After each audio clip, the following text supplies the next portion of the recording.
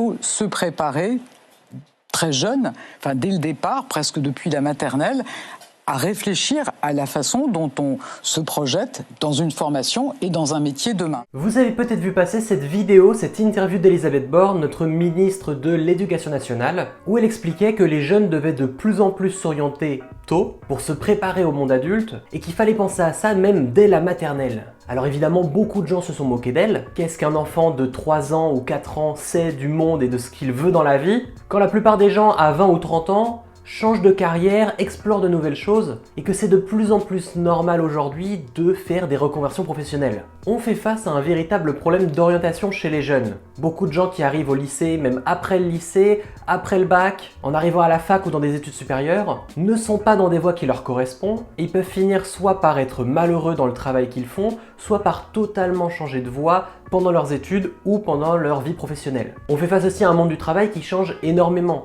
Il y a la crise financière, il y a beaucoup de chômage, des difficultés de trouver un emploi, des entreprises qui se font et se défont, des startups qui se lancent pour finalement s'effondrer au bout d'un an. Et en général, un jeune dans sa vingtaine, il va rester dans le même travail 2 ans, 3 ans maximum. Il y a même des patrons qui expliquent qu'il y a des jeunes qui rentrent dans leur boîte et qui ont prévu de partir au bout de 2 ans. Et ça, beaucoup d'anciennes générations ne le comprennent pas. Pour les gens de mon âge, c'est normal, on n'a pas envie de rester dans la même boîte pendant 40 ans comme l'ont fait nos parents ou nos grands-parents. Mais auparavant, un très long CDI, c'était le rêve de beaucoup. J'avais vu un article il y a quelques temps qui expliquait que la plupart des jeunes vont faire 7 métiers dans leur vie, ce qui n'arrivait pas aux anciennes générations. Alors c'est quoi le rôle de l'école dans tout ça ?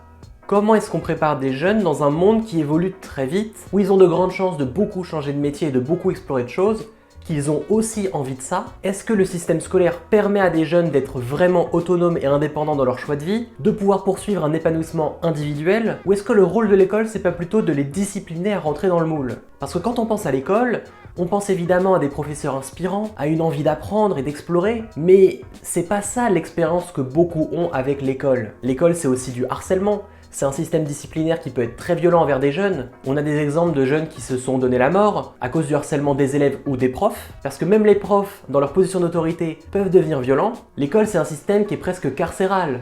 On met des gens dans le même endroit, ils ne se connaissent pas, ils vont pas forcément être amis, mais on les oblige à tous faire la même chose alors qu'ils ont tous des envies différentes dans la vie. L'école reproduit des violences, comme ce qu'on a pu voir avec l'affaire de Betaram, dans des écoles et des pensionnats où il y avait des violences envers les enfants, et que tout ça a été silencié. Et c'est aussi un outil de reproduction sociale. Un enfant qui allait dans un grand lycée parisien, il a beaucoup plus de chances dans la vie que celui qui a grandi dans la Creuse. Donc est-ce que l'école aide vraiment les gens à s'émanciper et à avoir une vie riche? Est-ce que l'école va vraiment applaudir le mérite des élèves qui travaillent ou plutôt seulement reproduire les classes sociales déjà existantes? Il est temps d'en parler dans cette vidéo. Quel est le rôle de l'école aujourd'hui dans un monde qui bouge très vite? Est-ce que l'école serait peut-être obsolète? Qu'est-ce qu'on pourrait mettre à la place? Faut-il supprimer l'école? Faut-il la changer? Quel est le véritable rôle du système scolaire en France? On en parle aujourd'hui, bienvenue sur Théo Yapping.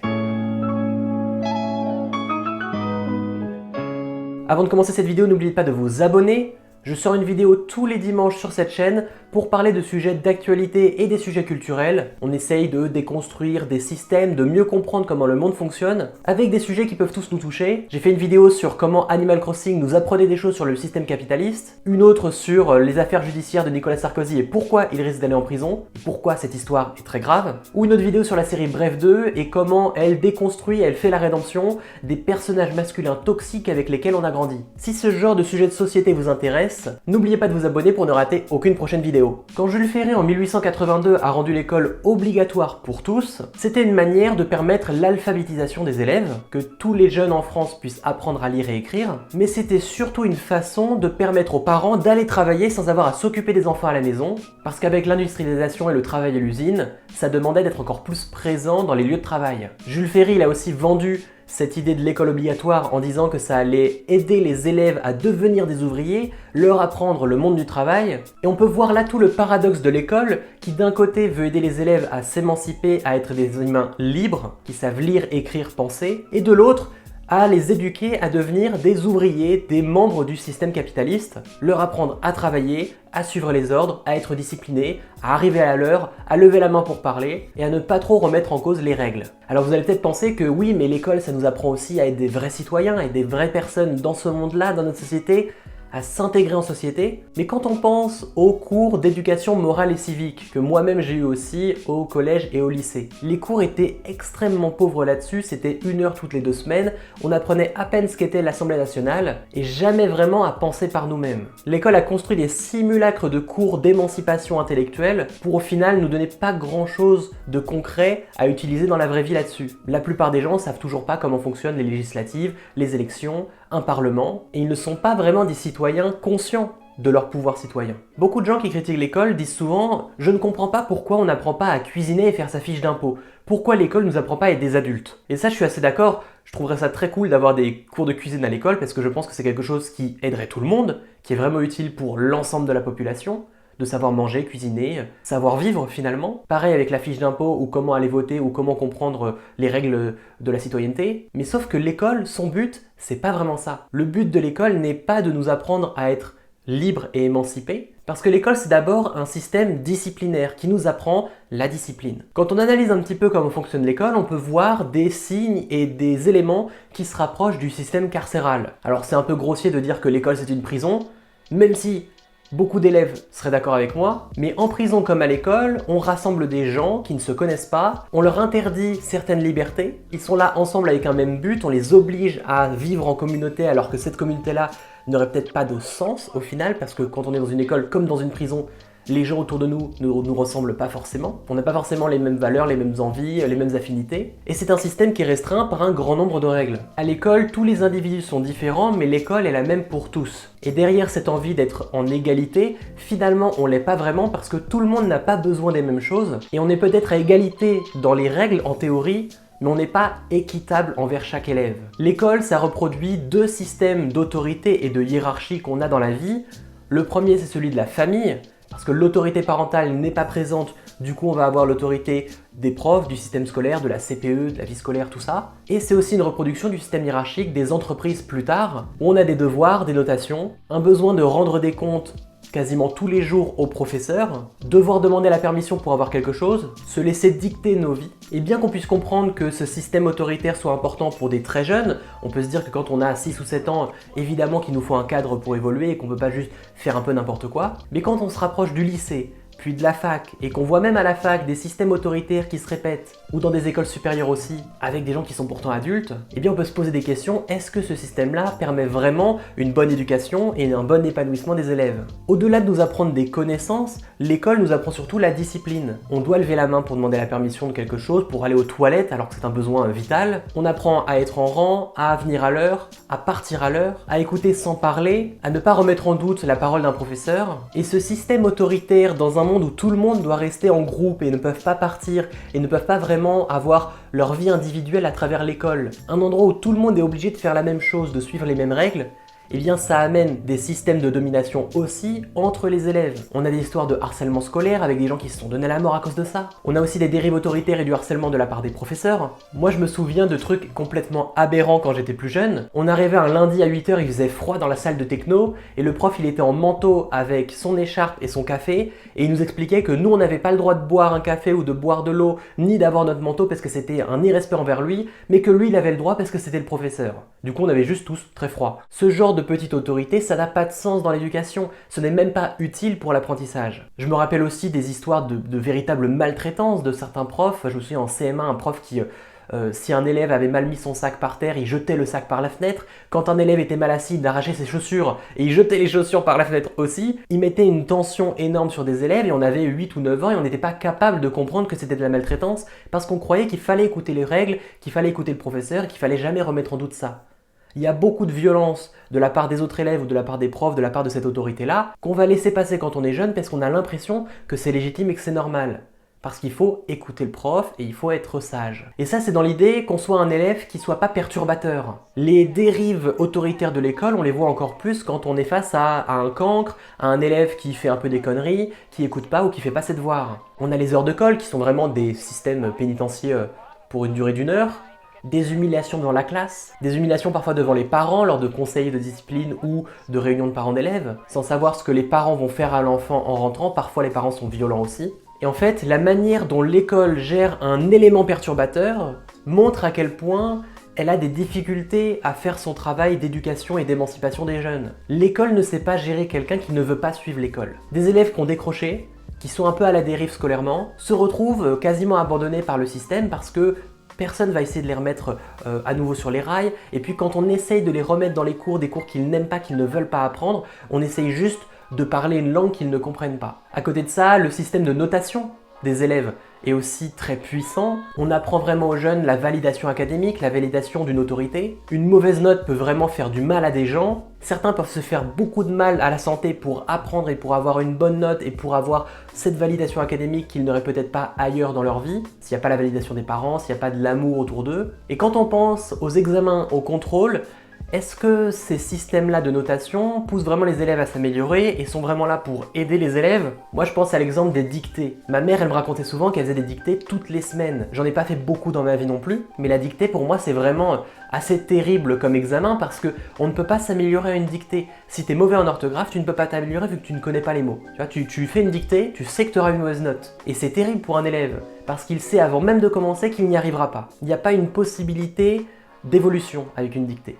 Moi j'avais de la chance, j'étais très bon en orthographe, donc j'ai toujours été bon en dictée, et les gens qui n'étaient pas bons en orthographe n'ont jamais été bons en dictée, et je n'ai jamais vu personne s'améliorer là-dessus. On a un système de notation et un système de contrôle, on va pas applaudir l'amélioration d'un élève, on va pas lui permettre de s'améliorer et d'apprendre de nouvelles choses, on va plutôt juger ce qu'il sait déjà, des compétences qu'il a déjà acquises. Des élèves qui apprennent très facilement par cœur auront toujours de bonnes notes et celui qui n'arrive pas bien à le faire aura toujours des mauvaises notes. Et c'est dur de s'améliorer et de changer notre place en fait dans le système de notation. Il n'y a pas beaucoup de cancres qui sont devenus des très bons élèves. Et l'école finalement nous apprend à tous à accepter la place qu'on est, l'intello restera intello, le mauvais élève restera mauvais élève. Et on voit pas ces changements opérer et évoluer, et ça peut durer parfois pendant toute la scolarité. Je me souviens de gens qui étaient au lycée avec moi ou au collège avec moi, qui avaient souvent des mauvaises notes et qui ont toujours eu des mauvaises notes. Ils avaient lâché l'affaire, ils essayaient même plus d'en avoir, parce qu'on leur avait appris que c'était les notes qu'ils méritaient. Quand on voit tout ça, quand on voit ce système quasi carcéral, ces notations, cette discipline, ces autorités, ce harcèlement et ces dérives autoritaires qui peuvent arriver de la part des élèves, des profs, des surveillants, on peut se demander, est-ce que l'école fait vraiment son rôle? Est-ce que l'école permet vraiment aux élèves de s'épanouir? Parce que ce que nous vend l'école, c'est qu'on devient des adultes, on nous apprend à devenir des adultes, mais là on nous apprend plutôt à suivre les règles et à accepter la répression. L'école, par définition, elle est censée être égalitaire, obligatoire, accessible à tous et gratuite. Sauf que l'égalité, on l'a pas vraiment. Quand tu es né à Paris, dans des beaux quartiers, tu as des règles sociales, des codes sociaux qui ne sont pas les mêmes que celui qui est né dans le 9-3 ou qui est né dans la Creuse ou dans le sud de la France. Tout le monde a des codes différents, toutes les familles sont différentes et tous les élèves le sont aussi, pourtant on donne la même école à tous. Au final, l'école, ce qu'elle permet, c'est seulement la reproduction des classes sociales déjà existantes. Et là j'ai envie de citer un intellectuel très intéressant qui a beaucoup parlé de l'école, c'est François Bégodeau. François Bégodeau, c'est un intellectuel de gauche qui a été enseignant par le passé et qui aujourd'hui a écrit des livres, des films, a fait beaucoup d'œuvres et qui parle de temps en temps aussi de l'école avec son ancien rôle d'enseignant et son mépris finalement pour le système scolaire qui pour lui n'a plus de sens et n'a plus de raison d'être, qui n'est qu'une répétition de la discipline de l'État et de ce système autoritaire, qui ne permet absolument pas l'épanouissement individuel des élèves. François Bégodeau, il est devenu célèbre parce qu'il a joué dans un film qui s'appelle Entre les murs, qui a eu la Palme d'Or à Cannes en 2009 ou 2008 je crois. Ce film de Laurent Cantet, il est adapté d'un livre de François Bégodeau où il raconte une année de travail de professeur, inspiré évidemment de sa vie. Et dans Entre les murs, il joue le professeur d'une classe de 3e, je crois, fin de collège, dans un collège de banlieue, et il essaye de leur apprendre les règles du français et du bien parler, de ce qu'on considère comme légitime dans la langue française, en tant que prof de lettres, prof de français. Entre les murs, c'est un excellent film. C'est un rapport presque un peu naturaliste aux choses, parce que le film ressemble presque à un documentaire. On a la caméra portée, une mise en scène qui est très pure, très réaliste, et des élèves, une classe d'élèves qui étaient des vrais élèves et pas des acteurs à l'époque, d'une classe de collège. Et dans Entre les murs, on peut voir tous les paradoxes du système scolaire.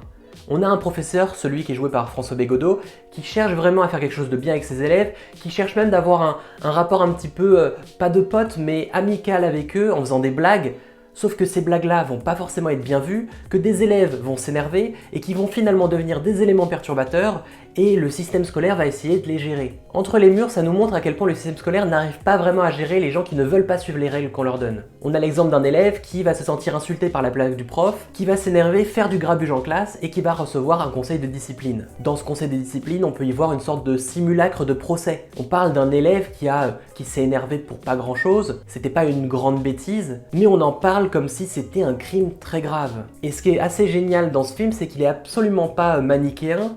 Les professeurs essayent tous de bien faire les choses, même ceux qui ont un petit peu arrêté d'avoir foi en les élèves. Tu sens que c'est quand même des profs qui ont envie de bien faire, mais qui ont été détruits par le système. Entre les murs, ça montre l'exemple d'un établissement de banlieue et de la difficulté aussi, de la différence qu'il y a avec des lycées ou des collèges parisiens, de grandes villes. Les élèves de ce collège de banlieue sont en retard par rapport aux autres. Et pas parce qu'ils veulent pas travailler ou qu'ils ont des difficultés, mais juste parce que c'est pas leur monde. On leur demande de s'intéresser à de la culture bourgeoise, à un phrasé aussi bourgeois qu'ils n'ont pas parce qu'ils n'ont pas grandi dans ce milieu-là. Ils sont en retard sur les codes sociaux, donc forcément ils sont en retard sur leur éducation parce que cette éducation demande de comprendre ces codes sociaux. Et quand on a grandi dans le 6e arrondissement de Paris, on les comprend déjà et on va plus vite. On voit dans ce film la difficulté du système scolaire à gérer tous les élèves, à gérer notamment ceux qui seraient des éléments perturbateurs, avec ce qu'on a vu avec ce conseil de discipline qui ressemble presque à un procès et qui est un peu ridicule même des fois. On se dit c'est un enfant, ce n'est qu'un enfant. Mais l'école a besoin de créer ce système disciplinaire pour faire asseoir son autorité. Parce que l'école n'arrive pas à faire asseoir son autorité autrement que par la discipline. Et la fin du film est très intéressante. Alors c'est pas vraiment un spoil parce que le film n'a pas non plus des grands twists, hein. On n'est pas en train de regarder une sorte de thriller. La fin du film, c'est la fin de l'année scolaire et François Bégodeau, le prof, demande à ses élèves s'ils ont retenu quelque chose dans l'année. Et chacun va citer quelque chose et il se dit « Ah bah j'ai réussi, au moins tout le monde part avec quelque chose à se souvenir de ma classe. » Et puis il y a un élève, un ou une élève, je sais plus, je crois que c'est une fille, qui s'arrête et qui dit à la fin au prof « J'ai rien appris. Je ne me souviens de rien. » Et là, on aurait pu imaginer une happy end à l'américaine, où le prof va l'aider à se souvenir de quelque chose, et finalement, elle va montrer que même elle, qui n'y arrivait pas, elle y arrive. Et ben non, ici, il n'y a pas de happy end, on n'est pas aux États-Unis, parce que le film est réaliste et raconte la vraie vie, ce que les Américains ne savent pas forcément faire, voilà. Après je dis ça, je dis rien, je bitch un peu sur les films américains. Dans cette fin de film, il n'y a pas de happy end. L'élève à la fin, elle n'a toujours rien appris, elle ne sait pas ce qu'elle a appris, et elle part en se disant, bah voilà, j'ai passé une année mais je ne sais même pas ce que j'en ai fait. Et le personnage de François Bégodeau, comme les autres élèves, comme nous-mêmes finalement quand on regarde ça, on fait l'état des lieux, des problèmes de l'école, et on voit un peu cet aveu de faiblesse du système scolaire qui n'arrive pas à gérer tout le monde. Alors qu'il est censé être égalitaire pour tous, finalement, il abandonne beaucoup d'élèves. Et moi, je peux faire un parallèle un petit peu avec ma vie. Moi, j'ai toujours été un bon élève à l'école. J'ai toujours réussi à avoir des bonnes notes. Mais ça, je l'ai eu dès le début. J'étais plutôt bon en orthographe juste naturellement. Très vite, j'ai été dans les bons élèves. Et j'ai poursuivi cette place-là, presque cette place sociale dans le système scolaire, jusqu'à la fin. Mais c'est pas parce que l'école m'a appris à travailler, ou parce que l'école m'a appris des compétences qui me plaisaient vraiment. Naturellement, j'avais des prédispositions à bien travailler. Mais l'école m'a pas aidé à m'améliorer. Et quand je pense aux choses que je sais aujourd'hui, aux compétences et aux connaissances que j'ai, la plupart sont des choses que j'ai appris par moi-même. Des sujets que je connais sur l'histoire de France, sur la politique, vont être des sujets qui m'intéressaient de base. Je suis allé voir des films, des livres qui parlent de ça. Je sais faire des vidéos sur internet et faire du montage, et je sais parler, je sais exprimer des émotions et exprimer des idées, et ça je l'ai appris tout seul. Jamais l'école m'a donné des cours de ça. Et ça c'est la même chose pour beaucoup d'élèves. Si vous réfléchissez un petit peu à ce que vous aimez dans votre vie, ce que vous savez faire de votre vie, et les connaissances que vous avez du monde, les choses qui viennent de l'école vont être plutôt anecdotique, il y aura des petites anecdotes, des petites choses. Vous allez savoir que c'est Ravaillac qui a tué Henri IV, mais vous ne saurez pas plus sur l'histoire d'Henri IV. Et au final, les choses que vous connaissez le mieux sont des choses qui vous intéressaient déjà de base. Là, on peut se demander, est-ce que l'école sert vraiment à amener des connaissances si la plupart des gens oublient ces connaissances et que les gens qui ne les oublient pas les savaient déjà avant ou les auraient appris par eux-mêmes. L'école n'aide pas vraiment les élèves à s'améliorer, ne leur apprend pas vraiment des choses qui vont pouvoir les élever socialement, et un lycée de banlieue sera toujours en retard par rapport à un lycée parisien. Au final, l'école c'est juste une reproduction des classes sociales déjà existantes dans la société. Et on a ça avec admission post-bac à l'époque, puis Parcoursup aujourd'hui, où on a ces mêmes systèmes de reproduction. Si t'habites pas près d'une grande fac parisienne, tu n'auras pas accès à ces grandes facs, à la Sorbonne, à tout ça. Moi j'ai fait mon lycée en Seine-et-Marne, donc en région parisienne, c'est un peu la banlieue éloignée. dans un lycée qui n'était pas vraiment très bien, c'était pas un lycée bien noté. Et j'avais des élèves dans ma classe, même si moi j'étais un bon élève, eux c'était des génies. Ils avaient eu 19 au bac, 19,13, 19,26, notamment 2 dans la même classe qui avaient ces notes-là. Et eux, ils pouvaient prétendre à aller à Henri IV, au lycée Saint-Louis, à des très bonnes prépas sur Paris. Mais c'était quelque chose qui était difficile d'accès pour eux et qui demandait d'être vraiment les excellents du secteur. Alors que quand on est à Paris et qu'on vit à côté d'un lycée qui est très bon, très bien noté, notre lycée de secteur, pour passer le bac, c'est un bon lycée. Évidemment qu'on a de l'avance sur les élèves qui n'auraient pas un bon lycée. L'école se veut accessible à tous, elle se veut égalitaire pour tous, mais à cause des classes sociales et des endroits dans lesquels on vit, l'école reproduit ces mêmes choses. Et quelqu'un qui ne connaît pas les codes sociaux, notamment les codes bourgeois, les codes qu'on appelle la culture légitime, si t'as jamais entendu parler de Balzac ou de Stendhal quand t'es jeune avec tes parents, en fait, tu vas pas forcément t'y intéresser à l'école, ça va pas forcément te parler parce que c'est pas ton monde, et si tu n'as pas ces codes-là, ces codes bourgeois, tu te retrouves au banc de la société, parce que tu n'auras pas accès aux meilleures écoles, aux meilleures études non plus, et donc aux meilleurs métiers, aux meilleures places d'autorité dans la société, et tu te retrouveras dirigé par des gens qui ont eu déjà ces codes de naissance. Quand on pense à tout ça à l'école, ça fait un état des lieux plutôt triste du système scolaire. Et on peut se demander, est-ce que les profs sont responsables de ça? Est-ce qu'ils sont un peu des tortionnaires dans ce système carcéral qu'est l'école? Ou est-ce que ce sont aussi des victimes du système? On voit des politiciens qui applaudissent beaucoup le rôle des profs en disant que c'est le fleuron de la nation, que c'est ceux qui éduquent nos enfants,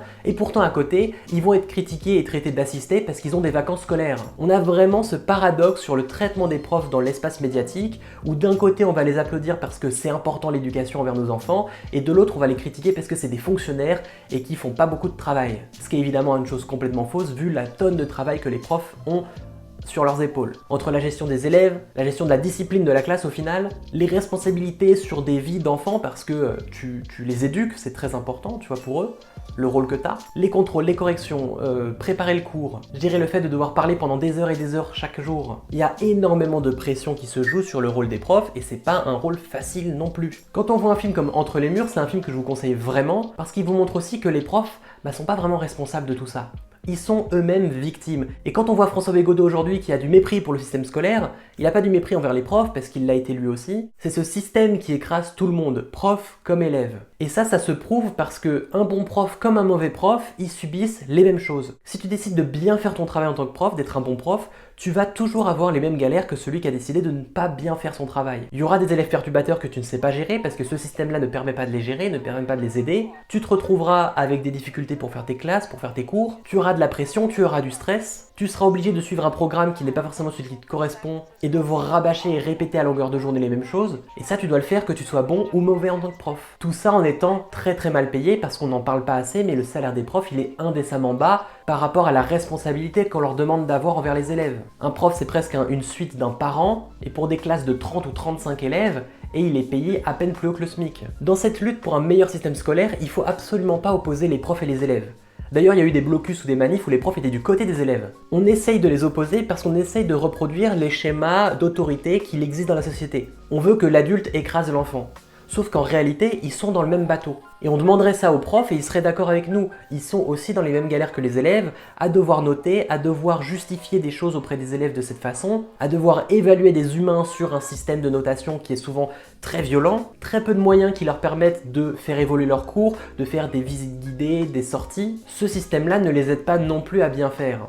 Il faut surtout pas se retrouver à détester les profs, à dire que c'est des fonctionnaires assistés qui font rien, ou qu'il y aurait cette haine entre prof et élève et que le prof est un tortionnaire envers les élèves.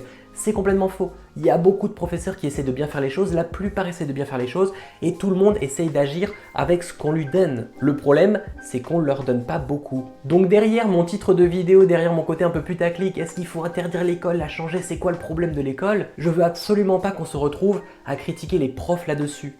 Même si on a pu avoir des mauvaises expériences avec des profs, j'en ai eu aussi, on en a tous eu, c'est ce système-là qui a permis ces violences-là d'arriver. C'est pas la faute des professeurs. Ces profs sont eux-mêmes victimes aussi du système, et l'important c'est d'essayer de voir comment on peut le changer. Alors on peut se poser la question, est-ce qu'il faut interdire l'école? Est-ce qu'il faut la changer? Comment la changer? On peut penser à des écoles alternatives qui ont été créées, tous les systèmes Montessori. Moi je me souviens d'un documentaire que j'avais fait à la fac où j'étais allé visiter l'école dynamique, qui est une école qui est autogérée, démocratique, où tu as des élèves de 6 ans jusqu'à 16 ans, il y avait à l'époque, qui vivent dans une sorte de grand appartement où il n'y a pas vraiment de cours, il n'y a pas vraiment de profs, c'est des tuteurs qui les aident à apprendre les choses qu'ils ont envie d'apprendre au moment où ils en ont envie. Derrière cette utopie qui avait l'air plutôt agréable, en fait, il y avait plein de problèmes. Des élèves de 6 ans qui n'avaient pas les bases, un manque d'éducation et de cadre pour la plupart. Et je me souviens, dans l'école dynamique, il y avait une salle de jeu avec Fortnite et des jeux vidéo. Et évidemment que le gamin de 6 ans, il préférait jouer à Fortnite plutôt qu'aller étudier. Parce qu'il a 6 ans et que c'est un enfant. Et qu'il avait besoin d'un cadre pour vraiment s'épanouir dans quelque chose qui lui ressemble. Et pas juste se laisser divertir et distraire. Cette école qui était sans prof, sans cours,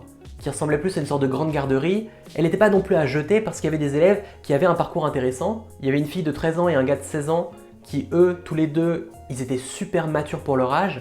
Et en fait, l'école dynamique, ils l'avaient fait pendant 1 an ou 2, après un décrochage scolaire, une phobie scolaire, pour se remettre sur les rails, avoir un minimum de cadre pour pouvoir étudier et se préparer à retourner passer le bac en candidat libre ou partir faire des études. Donc ces systèmes alternatifs, ils aident des élèves qui sont déjà autonomes. Et puis l'école dynamique, elle a fermé il y a quelques temps parce qu'elle suivait finalement pas les règles qu'on leur demandait d'avoir un minimum d'éducation à donner. J'ai vu là-bas aussi des choses qui fonctionnaient pas. Quand un élève faisait une bêtise, on parle vraiment des bêtises d'enfants, de voler le jouet d'un autre, il y avait une sorte de conseil de discipline avec tous les enfants qui étaient réunis, un tuteur adulte qui était là pour faire un peu le médiateur, et on aurait presque cru voir une sorte de procès, même si on voulait rendre ça démocratique où tout le monde avait la parole, en fait ça restait une sorte de système qui reproduisait la même chose que l'école traditionnelle.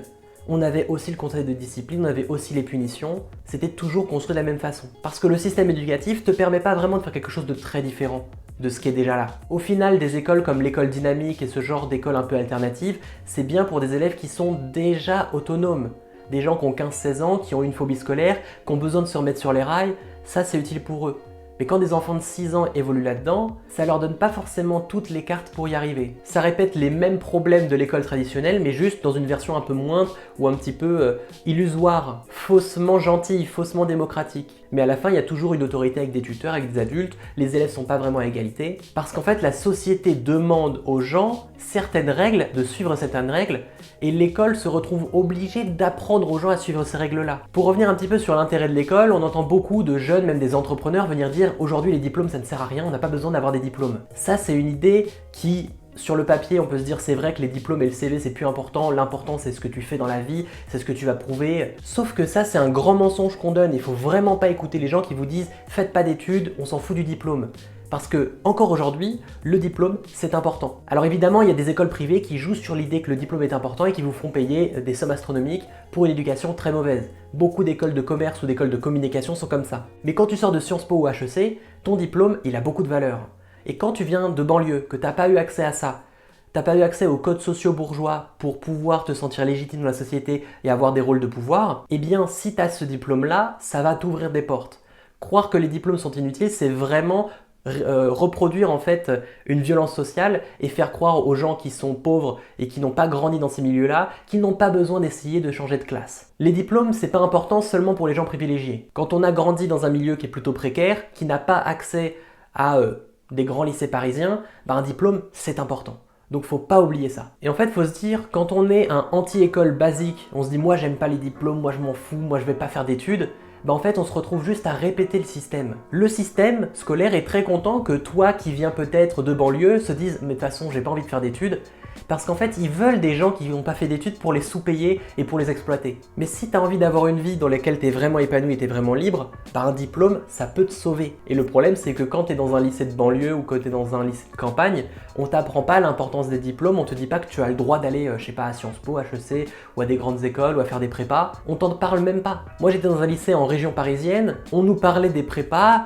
j'étais en S, spé maths, donc il y avait beaucoup de gens qui parlaient des prépas maths, mais il y a plein d'éducations différentes, il y a plein de voies différentes dont on parlait pas vraiment. Alors que quelqu'un qui a grandi à côté de la Sorbonne ou dans un beau lycée parisien, il sait déjà tout ça parce qu'il y a même des élèves qui sont en prépa dans ce même établissement. Mais alors comment on fait pour repenser le système scolaire? Alors ça mériterait des vidéos entières pour imaginer de nouveaux systèmes scolaires, c'est pas ce que je vais faire là, mais je vais essayer de donner des points de vue et des voies de réflexion sur comment repenser le système. Si on veut une véritable bonne éducation, il faut remettre l'individu au centre. François Bégodeau, il parle beaucoup de l'importance chez chaque individu de faire son épanouissement personnel, que le but d'une vie, c'est d'être épanoui personnellement, de faire quelque chose qui nous ressemble vraiment et d'aller suivre son parcours de vie à soi sans suivre les autorités, les dictats de la société et faire quelque chose qui est vraiment nous-mêmes.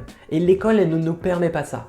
Si on veut changer l'école, il faut revoir entièrement tout son système pour remettre au centre chaque individu et lui permettre à chacun d'évoluer comme il le souhaite, comme il en a vraiment besoin. On ne peut pas demander à un élève de 4 ans de choisir sa vie et de la même manière, on ne peut pas demander à un élève de 15 ans non plus. On est beaucoup trop jeune. Choisir son orientation aussitôt, en fait, c'est parfois se mettre une balle dans le pied et c'est ce que le système a envie de faire parce qu'il a envie d'avoir des gens qui n'ont pas choisi les bons rôles pour avoir des métiers ingrats. Vraiment améliorer l'école, c'est changer tout le système. C'est venir permettre à chacun d'avoir des choix très individuels, d'avoir son propre parcours et de pouvoir explorer même des manières d'éducation différentes, des connaissances différentes, que chacun puisse apprendre un petit peu ce qu'il veut. Et quand je dis que l'école doit devenir un chemin individuel, en fait, l'école, elle l'est déjà. Chacun fait sa propre voie. Vous vous dites, vous avez tous une orientation différente de vos amis, tout le monde fait sa propre voie. Sauf que l'école, c'est un chemin individuel qui va punir ceux qui n'ont pas choisi le chemin individuel légitime. Dès le début dans l'orientation, si on va en bac pro, on va avoir moins d'opportunités qu'un bac général. Si on fait prépa, on aura plus d'opportunités que celui qui n'a pas fait prépa. Si on va à Sciences Po, HEC, ce genre de grande école, on aura de meilleures opportunités que celui qui ne l'a pas fait. Et il y a plein de gens qui vont se dire, mais moi l'école c'est génial, moi j'ai été bon à l'école, j'ai fait Sciences Po alors que je venais de banlieue, j'ai une réussite dans la vie, l'école m'a aidé. Sauf qu'en fait ça c'est ce qu'on appelle le biais du survivant. Pour une personne qui a réussi, il y en a des centaines et des centaines qui n'ont pas réussi ça et à qui on n'a pas donné la possibilité de réussir. Et ce système, il va applaudir certains chemins individuels et tous les autres vont être un peu bannis. Si j'ai un message à donner aux jeunes qui me regardent peut-être et qui savent pas vraiment ce qu'ils veulent faire de leur vie, qui savent pas comment s'orienter, c'est normal. À l'école, on vous aide pas à vous orienter. À l'école, on vous demande de faire certaines choses, des choses très précises qui sont pas vraiment des choses qui vous ressemblent. Et c'est normal que vous sachiez pas quoi choisir parmi toutes ces choses parce qu'en fait, vous n'en volez aucune. Et puis en fait c'est normal de ne pas savoir quand vous avez 20 ans, même à 30 ans je connais des amis qui se reconvertissent professionnellement et c'est normal. De plus en plus aujourd'hui c'est normal de ne pas savoir où on va.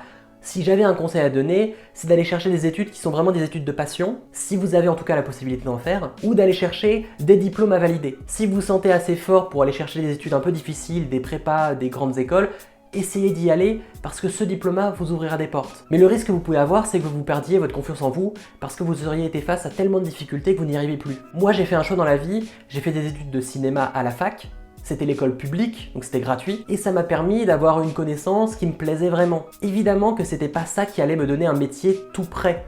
Mais sauf qu'aujourd'hui, les études ne donnent plus un métier défini. À part peut-être si on fait avocat ou médecine, mais qui sont des études très très difficiles. L'école n'est pas faite pour vous apprendre un métier. Vous allez devoir aller le chercher par vous-même et apprendre des choses par vous-même. Mais alors si l'école vous donne pas de métier à apprendre, qu'est-ce qu'il y a à aller à chercher à l'école? Eh bien plein de connaissances, il y a plein de sujets, notamment à la fac. La fac c'est beaucoup décrié, beaucoup de gens viennent critiquer la fac parce qu'on se dit c'est gratuit, du coup il n'y a pas de budget, il n'y a pas d'aide, c'est nul. Alors qu'en fait, c'est excellent et c'est une manière de vraiment apprendre pour le plaisir des connaissances. Moi, j'ai fait des études de cinéma, j'ai adoré ma licence là-dessus et les théories que j'apprenais là-bas. Et il y a des études de tout. Allez chercher des connaissances qui vous intéressent vraiment pour explorer, pour le plaisir de ça, pour le plaisir de votre culture générale. Ça vous rendra autonome parce que ça fait partie de vous. N'essayez pas de rentrer dans un moule précis qui n'est pas vous-même. Donnez-vous la place à votre vie à vous, parce que ça vous donnera aussi confiance en vous pour avoir des métiers plus tard qui vous intéressent vraiment. Et n'écoutez pas des gens comme Elisabeth Borne qui vous demandent de savoir votre vie dès le début. Elle-même ne s'est probablement pas dit qu'elle allait devenir ministre de l'Éducation nationale ou première ministre un peu avant. On essaye de cadrer les élèves à suivre des normes et des règles déjà établies qui sont déjà obsolètes depuis bien longtemps. Le monde évolue très vite, votre métier va changer et c'est normal. L'important aujourd'hui, c'est d'apprendre à être responsable et d'apprendre un petit peu à gérer par nous-mêmes les choses. Et ça serait très bien si l'école nous apprenait vraiment à être responsable, mais ça c'est tout un travail à faire. Si vous avez des idées d'éducation alternative, vous avez des exemples que vous avez vus peut-être dans d'autres pays, n'hésitez pas à les partager en commentaire. On peut essayer de réimaginer l'école ensemble, comment l'école pourrait rendre responsables les élèves pour avoir des parcours qui sont individuels, qui sont personnels, et pas juste d'apprendre à suivre des règles établies qui ne leur plaisent pas. Si vous avez un regard à donner sur l'école, un avis à donner, même une expérience ou un témoignage de violence que vous avez vécu ou de belles choses que vous avez vécues grâce à l'école, partagez-les en commentaire. Je pense que c'est important pour tout le monde de venir ouvrir ces débats-là et de se poser les questions sur le fonctionnement de l'école, son utilité aujourd'hui et comment on pourrait l'améliorer. Si cette vidéo vous a plu, n'oubliez pas de la partager à des gens qui sont peut-être encore étudiants, peut-être vos enfants, peut-être vos frères et sœurs, vos petits frères. Peut-être que ça les aidera à comprendre un petit peu qu'est-ce qui se joue à l'école quand ils y vont. Et n'oubliez pas de vous abonner pour ne rater aucune prochaine vidéo, je poste un nouveau contenu tous les dimanches. On se retrouve très vite, portez-vous bien et à bientôt.